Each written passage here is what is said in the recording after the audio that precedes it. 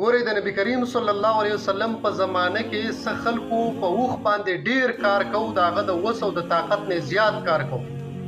حدیث مبارکه دی، مشکات المصابیح کې دا حدیث ذکر دی. نبی کریم صلی الله علیه وسلم په یو لار باندې روان دی او اچانک د لرې نه چې ګوري کنه نو یو اوښ چې کله نبی علیه السلام ولیدو، هغه اوښ رامنډې کړې فوضع جیرانه بین یدی النبي صلی الله علیه وسلم، خپل دا غړانګې د نبی علیه الصلاۃ والسلام په قدمونو کې کېښوده. صحابه کرام فرمایي اعلی بن مرثقبی دغه حدیث روایت کړی دی، وایي فجرجره، وایي هغه اوښ د نبی علیه الصلاۃ والسلام په غوږونو مبارکو کې یو اواز وکړو، خو موږ اواز واورېده په مطلب باندې پوه نه شو. نبی علیه الصلاۃ والسلام ووایي موږ ته چې عین صاحب هذا البعیر، د دې اوښ هغه مالک چېرته دی؟ مال مالک راولئ. چې کله مالک راوسته، نبی علیہ الصلوۃ والسلام ورته وایي انه شکا کثرة العمل وقلة العلف، دا اوښ دې ساتلی دی، په ده باندې ظلم مه کوه.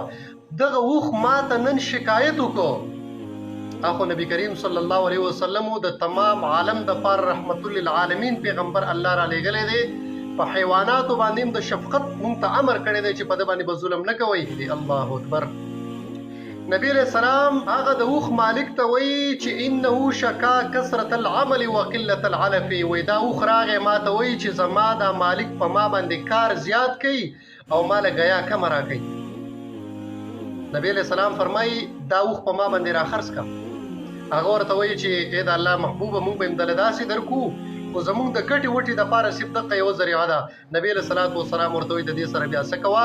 رحم ورسره کوه، په دې باندې ظلم مه کوه. تاسو ټول هر هغه انسان چې د هغه په ملکیت کې حیوانات دي نو هغه بې زبانه دي، د هغوی سره رحم کوئ. نبی علیه السلام فرمایي ارحموا من فی الارض یرحمکم من فی السما، په ځمکه کې چې څه دي په هغې باندې تاسو رحم وکئ، اسمان والا به په تاسو باندې رحم وکړي. نو که په خپل ځان باندې رحم غواړئ نو په ځمکې په مخلوق باندې رحم وکئ او بې ځایه هغوی له تکلیف مه ورکوئ.